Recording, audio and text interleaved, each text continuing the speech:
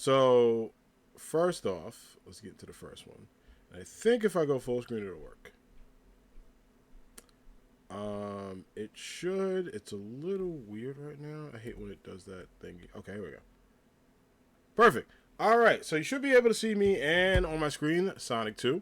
I got the backup monitor going. But yeah, I want to talk about this game. And I figured what I did was I had full playthroughs on the screen with the game muted because I was like, that'd be cool to just kind of talk about. So I'm going to start with Sonic 2. And anybody that knows me, if you know anything from my channel, from my alerts to talking to me for about probably 2 seconds, knows I love Sonic. I love Sonic. Sonic's my favorite video game character. I love everything about Sonic, from the movies, the anime, the comic books, all that good stuff. Like, I grew up loving Sonic the Hedgehog. And Sonic the Hedgehog, specifically Sonic 1, was my first video game I've ever played. And I mean, like, straight out, like, the crib. Like, we had a Sega Genesis, because my mom, I think, got it. Because they were like, oh, you know, Jack might like video games growing up. And shout out to the family member that said that, because they were 100% spot on. But I love Sonic the Hedgehog. I love everything about the Sonic series, and I thought it was cool. And originally, I was tied between this and Sonic 1. But the reason why I picked Sonic 2 is because I technically played them both at the same time. Like, Sonic 1 I played first, but then I believe we got the 2-pack with Sonic 1 and 2. And I remember just being blown away by everything that is Sonic 2. 1, I found it to be an easier game. 2, I love Tails. Outside of Sonic, he's my favorite character in the Sonic series. So much so that whenever I finally get cats in my house, they will be named Sonic and Tails after this dynamic duo. But I love everything. And I want to bring this up because in the 90s, as you can't tell by my username, born in 1992, as a 90s kid, you were kind of... It was like you were faced with a lot of decisions to make. Were you on the East Coast, West Coast side of the beef, regardless of location? Some people on the East Coast like West Coast rappers, some people on the West Coast like East Coast rappers. So, you know, you had a lot of divide. Were you team WWF at the time or WCW? And in the gaming world, it was Sonic and Mario. You could not be both. You had to pick one. And I'm here to tell you right now, as much as I respect Mario to this day, I love Mario, I play Mario games, it is all about the blue bird, baby. I was team Sonic, 100%.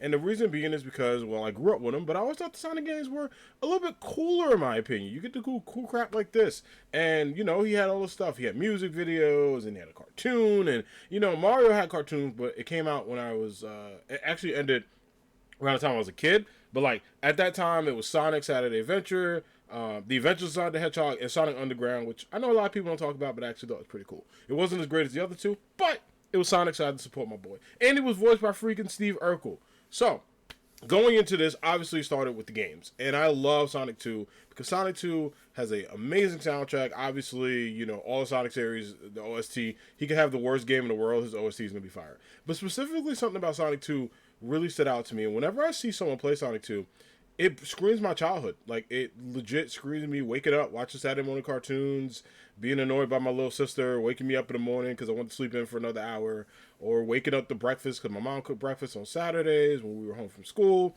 She would make, like, pancakes and stuff like that, like sausages. We eat and hang out. It was a good time, and I freaking love waking up on Saturday morning playing Sonic the Hedgehog. Like, as soon as I got up, the rule was you had to, you know, shower, brush your teeth, eat, and then after that, you can do whatever you want as long as it wasn't annoying or cost money. And playing video games was neither of those. Well, it cost money to ask for the video games. But the one I already had, I would fire up the Sega Genesis and have an amazing time and just enjoy everything about being a kid. And Sonic 2 specifically has a very near and dear place in my heart because in addition to my childhood, I know a lot of people say why these games mean something to you. You know, growing up, I had a really awesome childhood, but I remember at times just like kind of just being how I am, very quiet, very to myself. And video games was a good way to express that. I was so quiet in the family that my aunt, who I miss, she used to call me Shady Boy because I would never really talk to anyone outside of my mom. And my cousins would only talk to me if I was playing video games. Like, they would be like, oh, you know, Jack's on the Sega, Jack's playing Game Boy Color, which, by the way, spoiler alert, that next game we're going to talk about is a Game Boy Color game. But I love everything that is Sonic. And I feel like these games are not just a part of 90s culture, they're a part of, like, history. And the cool thing about it is just hearing, as I get older, the development of Sonic 2, like, how creative it was, but how, like, you know, these are not far apart. They're close together. Like, they're right back to back. So the sequel was, like, right there because the first one was such a huge success. I mean, if you told me pick between one or two, it could toss up. I have fond memories of both. They're in my top games, and I would not be a gamer without this game right here. So, I wanted to take some time before I kick this off to say Sonic 2 just means the world to me. It's such a fun game. It's a game right now that you can play. I don't care what year you were born in. I don't care if you like action adventures. By the way, Tails is a liability in the stage. You see that, right? The person's playing very well, and Tails just gets in the way. Love my man's awesome dude, but holy crap, he sucks at this level. Tails, like, what are you doing, brother? He's always like 2% slower than Sonic, and I think they did that on purpose to piss us off. But I don't care what genre you're like. I don't care what gamer you're in. I don't care what generation you're a part of. Sonic 2, if you play this game, you are going to have a good time. You're just going to have fun. You're going to love it. You're going to recommend. See, look, damn liability. Oh, okay, well, I can't explain that. I'm not playing the game. No shade to the person playing. That one did get me as a kid, though. But, just, you're going to have a good time. You're going to have a good time. You're really going to love it. And these games are absolutely freaking fantastic. I recommend to anybody, whether you play Sonic Origins or you have the OG versions, I actually still have my copy of Sonic 1 and 2 right on my desk here, like physical versions of it. I made a goal that whenever I get my big boy job in the future, I would 100% make sure that I bought physical games that I love, because physical media is the best media. But from Green Hill Zone or whatever, it's just these games are so freaking goated. So I not only highly recommend, I would say they are a love letter to gaming. If you've never played the Sonic OG series from the 90s, do yourself a huge favor, friends. Go pick these games up, go play them, and let me know if you get to be Supersonic, which is pretty cool. Also, I'm going to play the music real quick on this.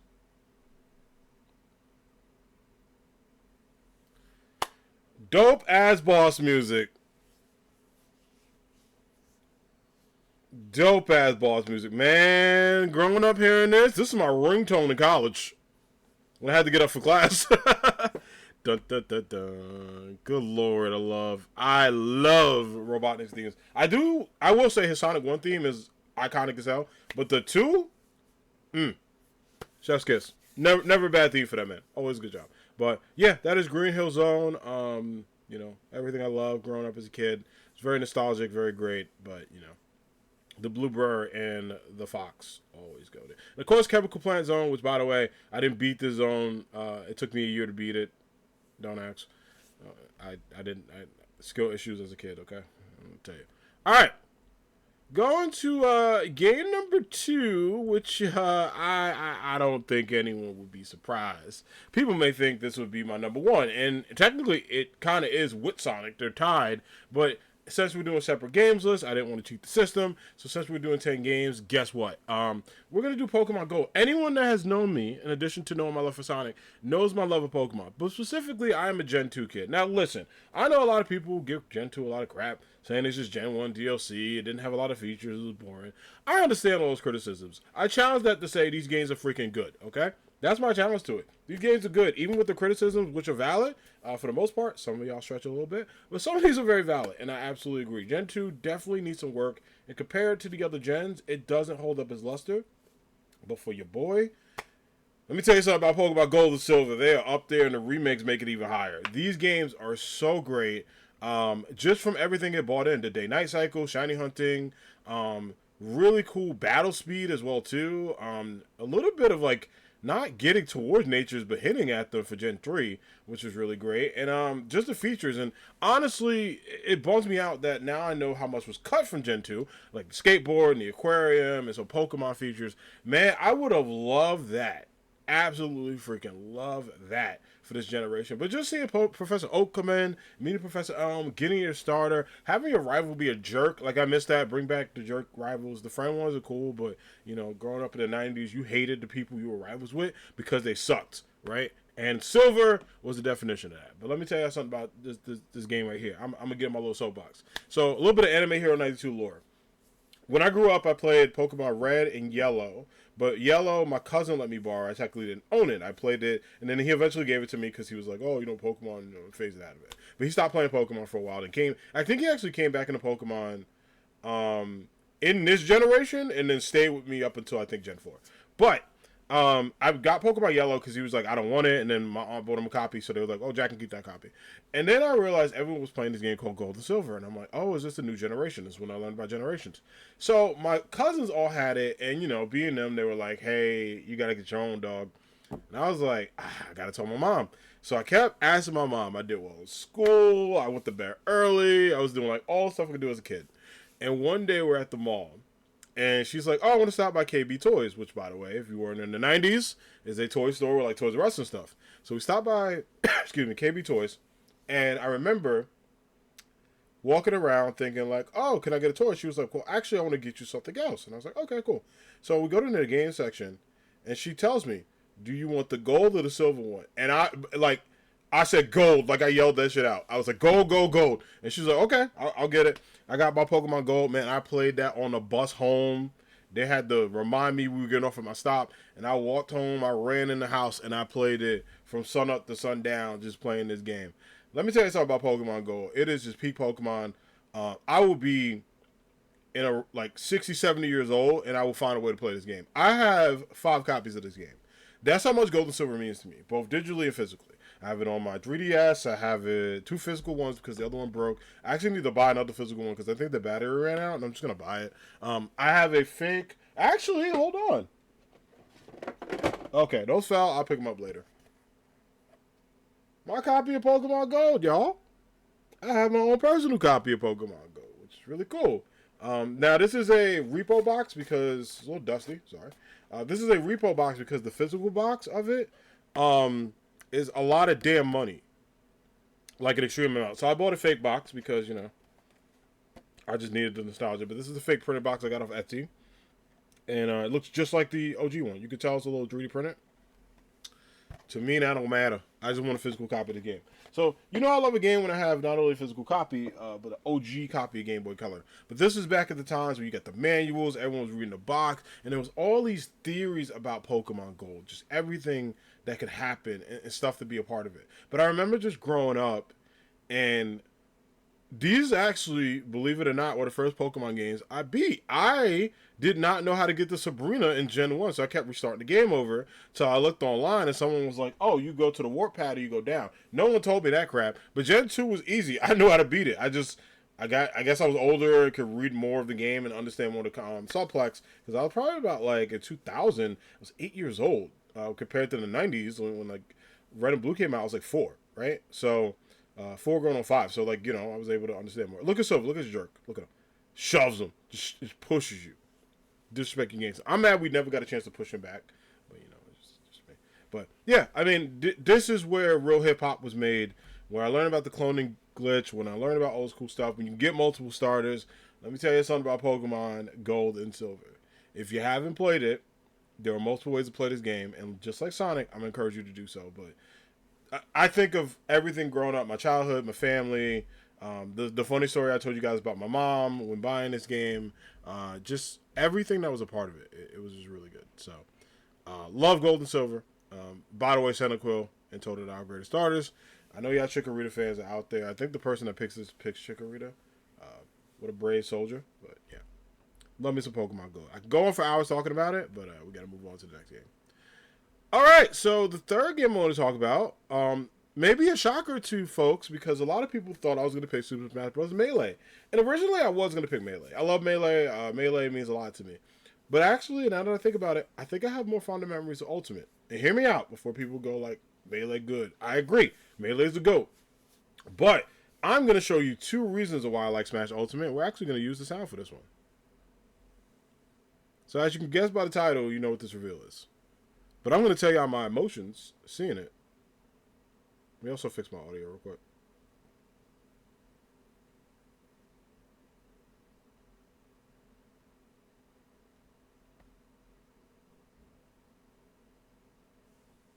There we go. So this is the Banjo-Kazooie reveal trailer. Look at the Jiggy. I lost my damn mind when I saw that puzzle piece go across the screen. This was the same trailer that they revealed Hero. And no offense to any Dragon Quest fans, I was like, oh, damn, I was mad. And then when I saw this and they brought it back with the King K. Rool, you see the silhouette. That's all you needed to see. The Baron Bird. And then, of course, we get trolled by Duck Hunt, right? And I'm pissed because this thing was supposed to be Banjo-Kazooie. Confirmed, right? However, no offense to the Dog and Bird, that ain't the main event we want to see, baby. Yes, sir. The GOATs.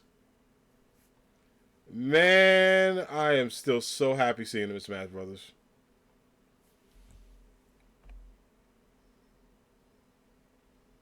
What a dope moment. And I'm telling y'all, like, when this reveal trailer came out, I knew people that don't play games that was like, I'm gonna play this. I remember just the freaking reactions. Turn down a little bit. But I remember the reactions for people, like seeing him with Sonic and Mario and Kirby and Mega Man and all these cool ass characters in one system, in one game, with one company bringing back a fan favorite. And of course, the Jinjo attack, the Gruntil, the final boss drop. And I'm going to show y'all one screen that meant a lot to me and why this game is awesome. This one right here. You tell someone, you a time traveler, you show someone this picture, they ain't going to believe you. I would not think this picture exists. That all of these characters that I freaking love are in one game. Which is insane. But just seeing... By the way, I never knew Duck Hunt. You can see Duck Hunt upset in the back. I never realized that, by the way. But, like, just freaking Isabella from Animal Crossing is just... Like, in the air getting leaps, but you see, like, I like Donkey Kong and, like, you see Diddy Kong celebrating. Because they're teammates, man. They work together, all that stuff in Rareware. But it's awesome to see. It's so cool to see. But that is why games like Smash Brothers Ultimate mean a lot to me. Smash Ultimate is just fantastic. It is a game that every possibility you could physically want is there. Outside of Son Goku not being in that game, is the only character I probably... Oh, and Tails. Those are the only two characters I really wanted. But Smash Brothers gave you the unbelievable and made it believable. It gave you hype moments. It gave you trailers that everyone stopped what they're doing. If you were at work, you took your lunch break early to watch it. If you were a Nintendo fan, you were coming up with theories and pot bets and all this stuff about who would be in Smash Brothers. But Smash Brothers, and the reason why I didn't just pick Ultimate, because I love Ultimate and I can play Ultimate anytime I want. I mean, sorry, I didn't pick Melee because I could play Melee anytime I want. The reason why I picked Ultimate is because this game did some stuff I never thought I would see. In addition to being just fun as hell and really replayable, its online's great, its features are awesome, and I think Sakurai did something that Melee didn't do. I think he made his love letter to whatever he wanted the series to be. Whether it continues or doesn't in the future, whether this is the last one or the fifth one or whatever. Whatever happens to this game is a part of gaming history. From the reveals to the updates to just everything. It is just really well done. So, with that being said, I absolutely love everything about Smash Ultimate. And seeing Banjo-Kazooie in this game warmed my damn heart. Man, like, I wanted Banjo-Kazooie in Smash Melee. They were supposed to be in, by the way. They were supposed to be in. And there was also that fake rumor that Sonic was supposed to be in, but it got debunked. So Sonic, they brought in Sonic for Brawl because of it, which is really funny. But Banjo-Kazooie, Sakurai said that him and I think James Bond was supposed to be in Melee, which would have made Melee just insane. But in addition to that, as great as that trailer was, I have another trailer that also got your boy emotional. We're going to talk about this one. We're going to talk about this one because this one's special. Not only is this the last character in Smash Ultimate, right? Like, this is the finale. By the way, this shit is eerie as hell when I watched it. It looks super scary.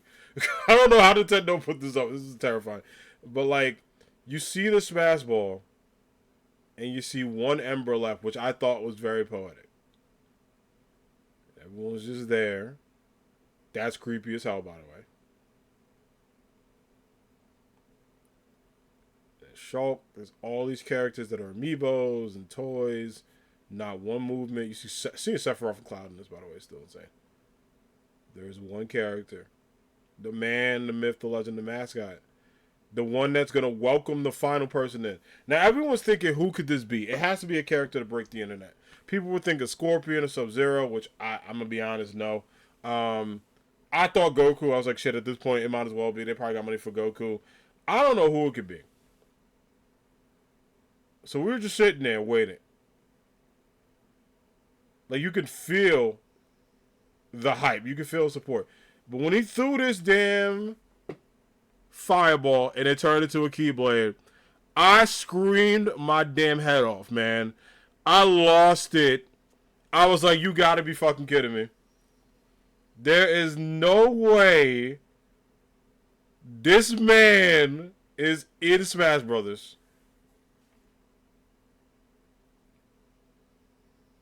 Look how dope this is.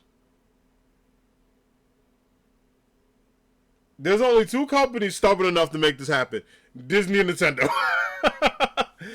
And the legal nightmare, I don't even want to be in that damn room when they decided what could be allowed and not allowed then. I wish Riku also joined them, not as a character, but like as a trophy. That would have been funny. But bro, it's something about seeing this. To this day, I still don't think it's real. It is finally here. The meta behind this is insane, right? Like, you think about this great game that gave you damn near everything you wanted, characters that are iconic, amazing crossovers. People have begged for Sora to be in Smash Brothers for a long time. Like, Kingdom Hearts, whether you love it or hate it, is a part of gaming history. As convoluted, complicated, and damn near conflicted that series is, it is something that I love to this day. And seeing this guy make it to a series that I've wanted, whether it's one game or no games, you can say in this lifetime that Sora is a part of Kingdom Hearts lore. That the Kingdom Key, Goofy, well, technically not Goofy, Mickey, and Donald, because, you know, they belong to Disney, but, you know, everybody else is not them, is a part of the series, right? Sora got the letter, it happened, right? And he was welcome with the Mario handshake, which, by the way, that is a cool-ass poster. Ultimate did it, man. Like, I can't tell you how much fun I had with this series, how much I still love the series, how much I still play the series. Like, this is a game that literally brought grown man tears to me and my friends. I remember the day Sora got revealed, I had an emergency call on Discord with like 17 of my friends. We just kept watching the trailer and just dissecting it. There were no more characters after this, but there's like it was such a good game. It got people to just do this. So for that reason alone, Ultimate's on my damn list, and it's not going anywhere. It is just one of the best games you can play, and in my opinion, a classic. But those two, seeing them in there is pretty cool. Speaking of, speaking of Kingdom Hearts, little segue there. Y'all see how I did that. Let's talk about a game that means a lot to me. Let's talk about a game that defined my damn adolescence, being in middle school to high school. And that is Kingdom Hearts 2. A game to this day I think is the greatest in the series. Like, when I say greatest in the series, this game I would recommend to anyone without playing the others. It is so good. It's really well done. The combat's awesome. Final Mix is insane. And I've beaten this game probably over 100 times in my life. But this opening right here, from this queen, chills. I used to turn on my PS2 30 minutes before I had to leave the school, which was dangerous, just to hear this opening. I hit new game, wouldn't save it. I just want to hear this opening. Sanctuary's goated. This game is goated. As much as I love all the other Birth by Sleep and, you know, KH3, that guitar riff, man. Simple and clean is great. Sanctuary is a different story, bro. This game is so damn cool. And it's just, this game gave you so much fun stuff you can do. It also gave you the hardest boss in the world. Lingering Will sucks. I fought him twice, got cooked. By the way, I can reveal his name at this point because it's canon. Terra sucks in this game. Good lord. Why did I have to fight him and Sephiroth the same day? I hated that. That was rough. But yeah, everything about Kingdom Hearts 2 is just amazing. Like, not only do I have two physical versions of this game, and also the digital because I have the story so far, it just really made people understand how, like, Square and Disney at the time making this collab into a larger-than-life series is insane. And you and I, man, I'm telling y'all right now, if you want to get into Kingdom Hearts, you're going to have a good time with this. This is one of those games that you just appreciate, right? Like, even with the story being just so damn weird, you just appreciate everything is done. But good lord, do I love this opening. And also, now that I play more Kingdom Hearts games, the meta behind this opening is insane. It's not just a recap. It hints at so much stuff.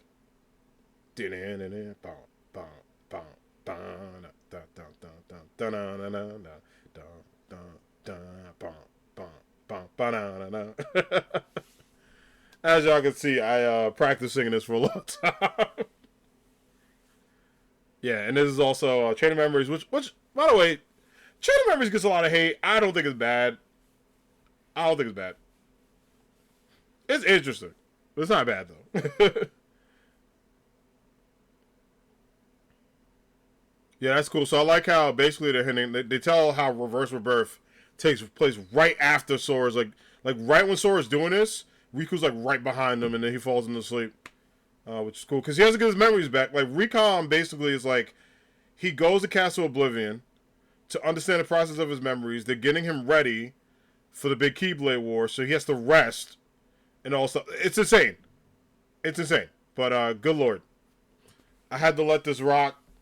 And then because he became a Heartless, that's how Roxas was born. His nobody, who's now somebody who was a nobody. Don't even get me started. I could be here for another 2 hours talking about Kingdom Hearts lore. We'll save that for another. Maybe I'll do that as a stream. Maybe. Boom. So dope, man. Just too goated. I will defend Kingdom Hearts to this day. When the fourth one comes out, hopefully we're right to play it at this point. But KH4, baby, once that happens, I'm hoping at the Game Awards we get something. Hopefully.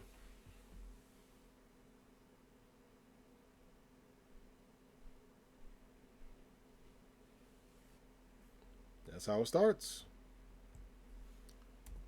Whew. Cinema. Pure cinema.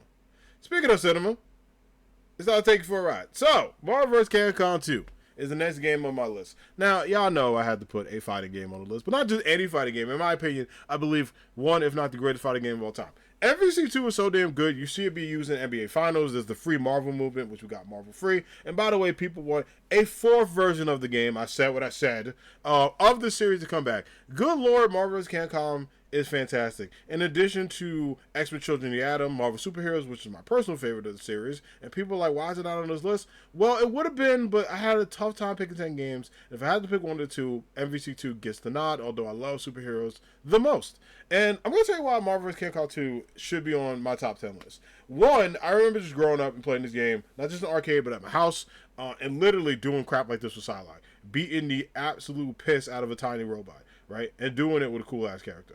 Love everything about this game. We play this game on stream. It's insane. It's a bunch of BS in this game, too. Ooh, did that too early, dog. It's so much BS in this game. It's insane. You could be good at this game. You could be bad at this game. You could be intermediate at this game. You cannot know what to do with this game, and you will win, right? If you know your megas, if you know your alphas, and if you know your BS characters, your spammers, your online assists, and most importantly, your damn dodge rolls, you're going to be okay. I love MVC2, and just the chaos of it is amazing. If you showed this to someone and said it was a fighting game, they would have an amazing time. And I like that this game, it takes itself as seriously as it needs to be, man. Like, there's so many elements of it, from Street Fighter to the MV series to Mega Man to so many great things that made Marvel vs. Capcom awesome. In addition, the game looks beautiful even in 2025. I mean, you play the cool collection version, it's fantastic. People still play this online. Marvel will never die, right? It just won't. And with this online support, a fan backing, and new fans getting into the series, hey, guess what? They're going to demand, I want a fourth edition of this. Just saying, I think Marvel and Capcom finally know what they're doing. I just need the relationship to stay great. And yes, I am very excited for Tokon. I love Tokon. I think Tokon should be fantastic and people should support Tokon. But I think we live in the future where both of those games can exist very well. And I'm going to play both of them because I want to eat twice. So, with that being said, MVC is everything I love. Growing up as a kid, played this all the time. Like, fighting my cousins. I play my friends on Twitch with this to this day. But everybody has their team, their backup teams, and their characters. I say this to say, look at that beat. Look at that combo to end it. Insane work. But this was your Saturday morning cartoons, mixed with your video games, mixed with your fan art, mixed with so many things. The fact that the Fantastic Four was rumored to be in this and got cut pissed me off, by the way. Why? Why? They should have been in. And also Doctor Strange, just saying. But, you know, whether it's the Mango Sentinel, Gambit, or, you know, the Blue Venom, right? By the way, Storm OP, my GOAT. But good lord, this game in the series is everything. It's so fun. It's so cool. And of course, we got to play some music.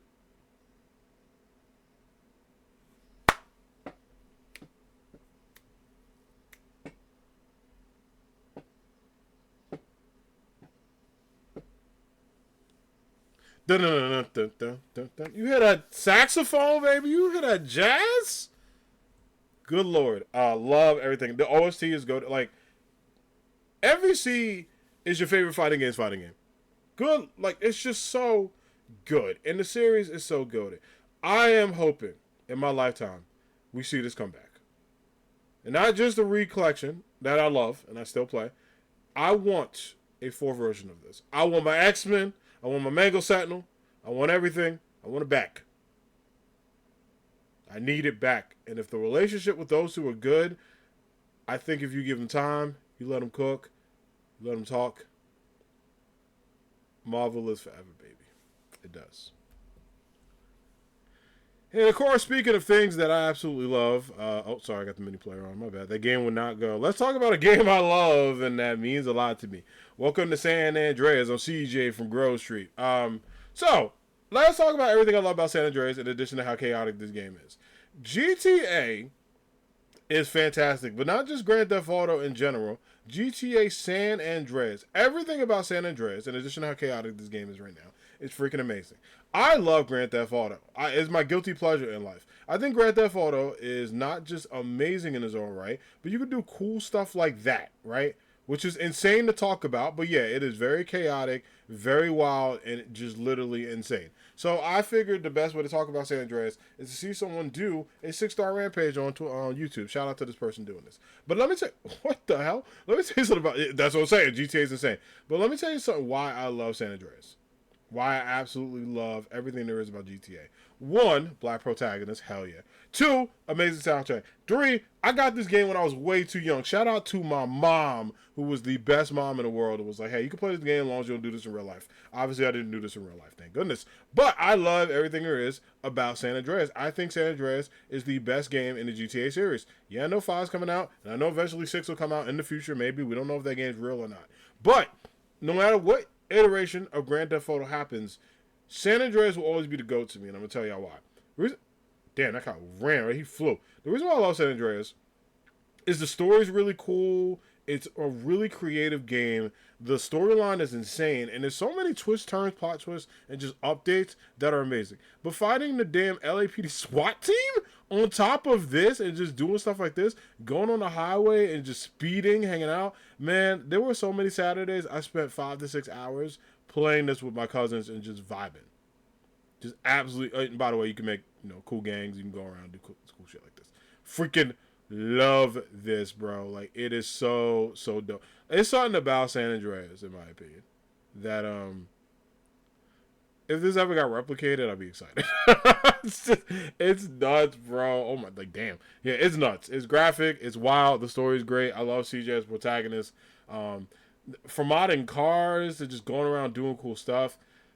Shit, I might play San Andreas this week. It's just, this game culturally, in my opinion, as people love Vice City, and I like Vice City. People love 3. But universally, I think San Andreas is the best project. I think they cooked with this. I feel like San Andreas is one of those games where it's just, everything about it is awesome. Like, everything. Like, from the music, which has an amazing soundtrack list of just 90s hits. From rock and roll to R&B to hip-hop to media. It's just awesome. It's so good. His bike. I'm actually, now I'm intrigued. Shit, where's he going to go? He got a bike. Whoa, he got a bike. Bro, you got to get a bike. He might put in a cheat, or he might be cooked. I don't know. Anyway, we're going to see what happens. But yeah, that's why I love San Andreas. I can watch people just play San Andreas Pro on PC. It's so dope. But yeah, GTA is freaking amazing. You also got this version of FPS. Oh my god. Ah!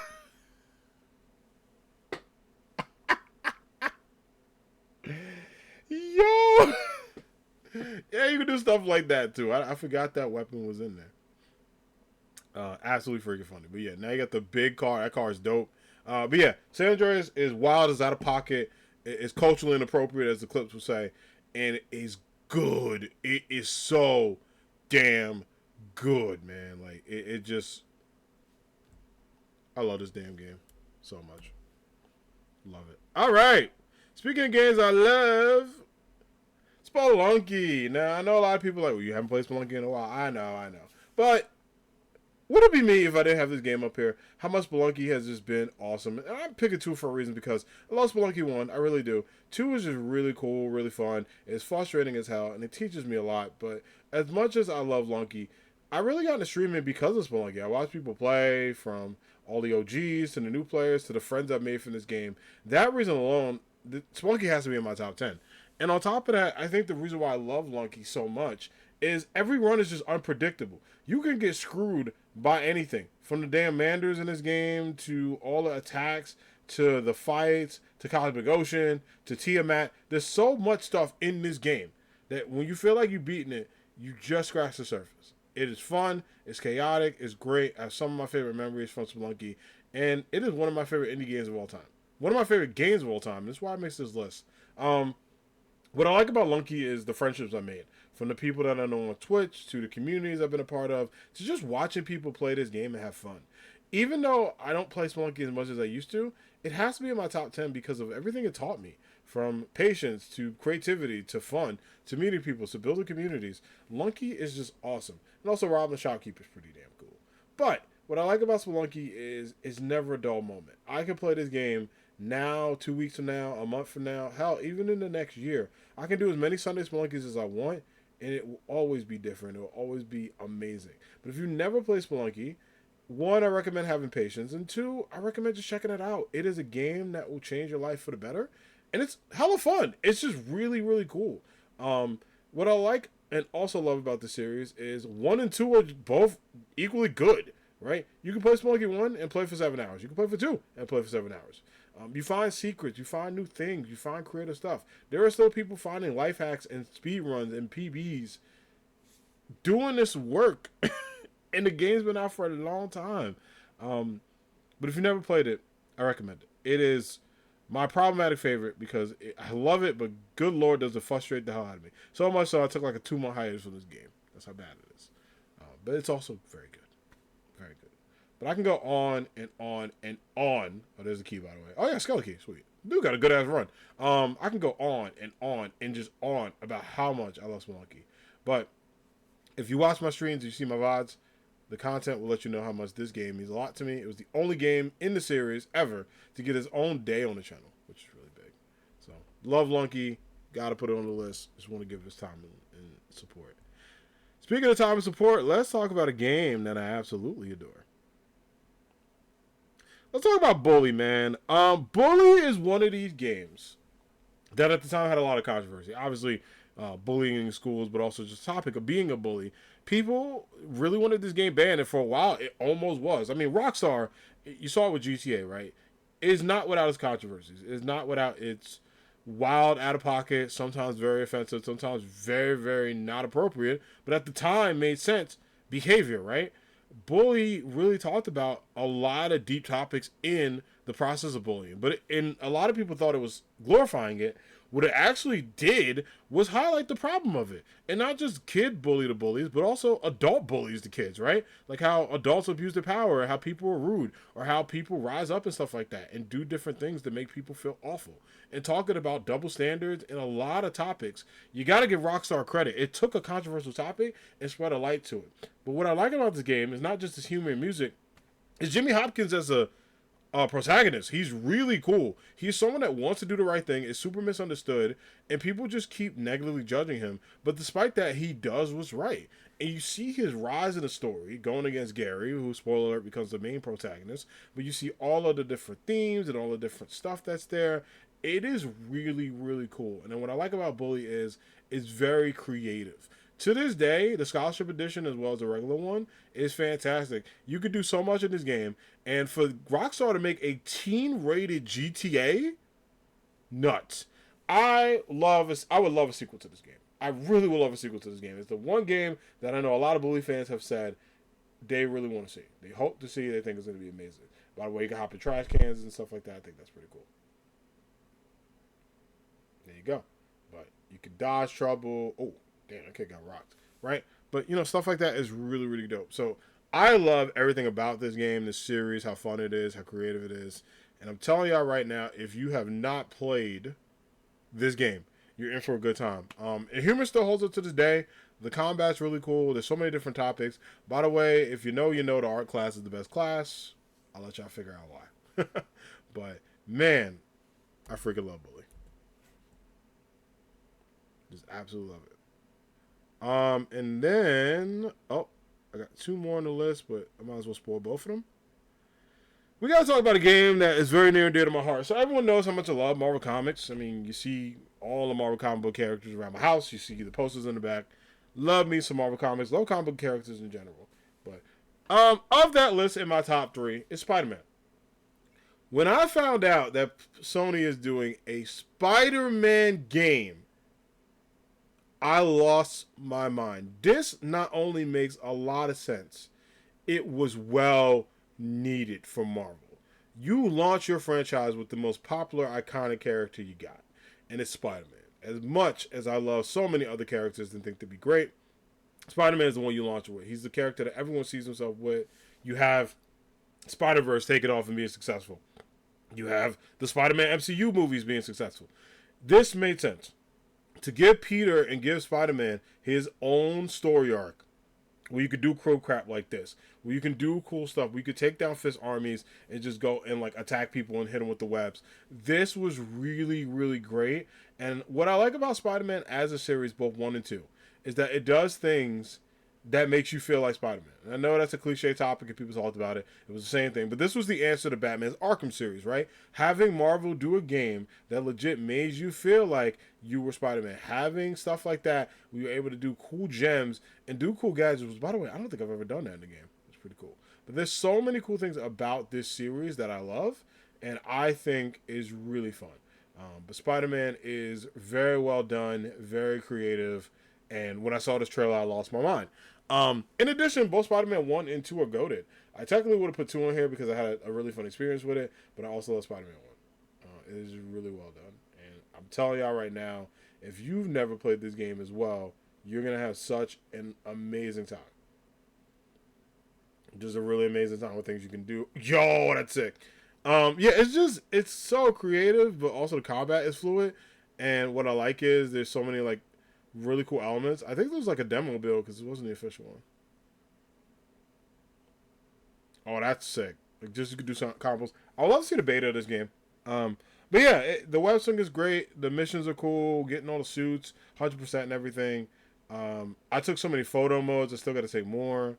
It's really well done. Love me some Spider-Man. This was ahead of its time.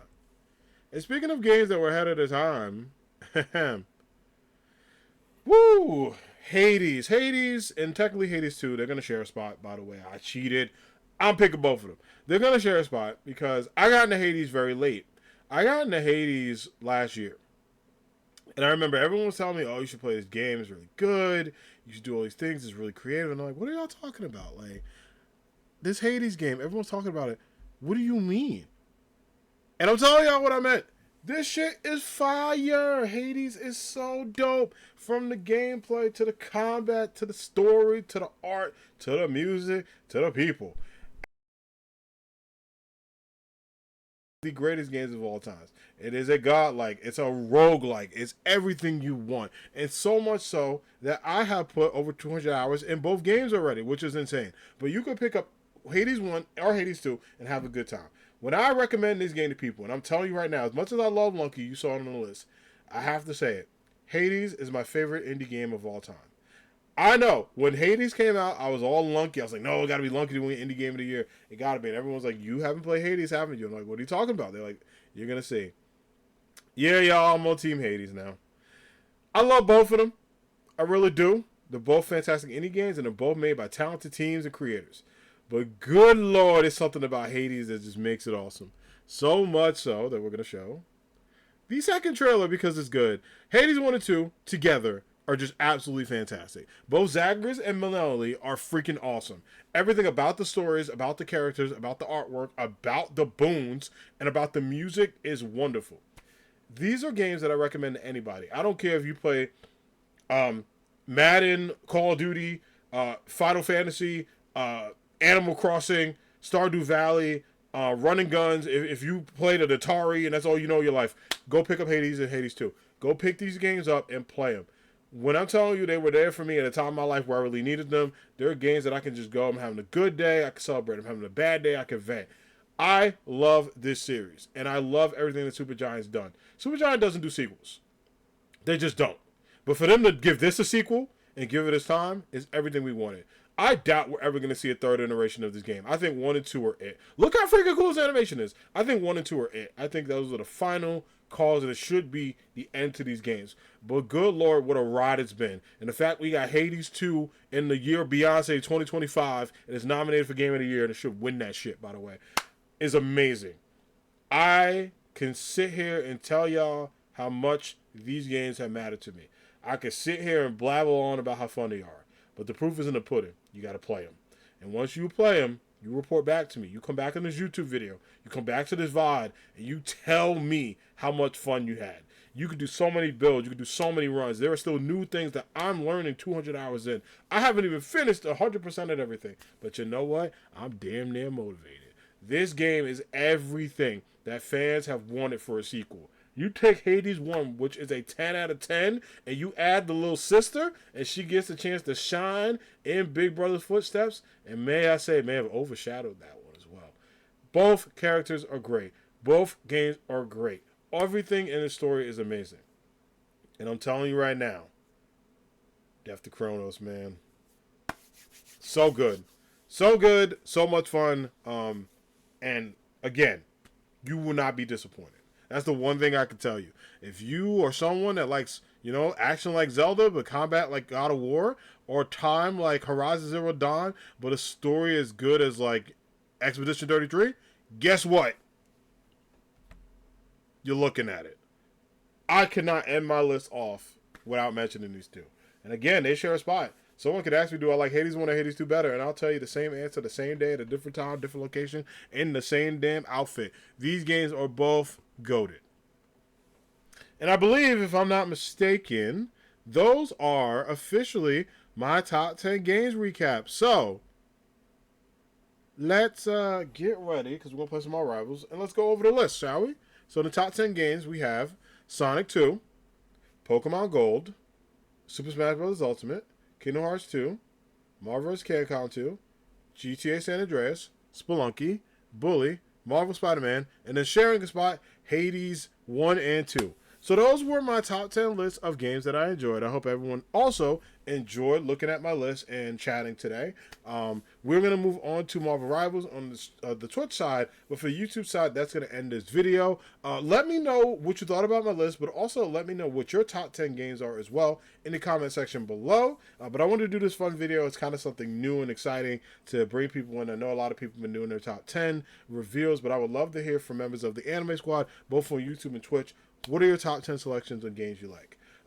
That's going to wrap it up for this video, but I hope everyone's doing well. Again, please enjoy your Thanksgiving breaks if you celebrate, and I appreciate you all. Thank you so much for all you do to support this channel, and I look forward to talking soon.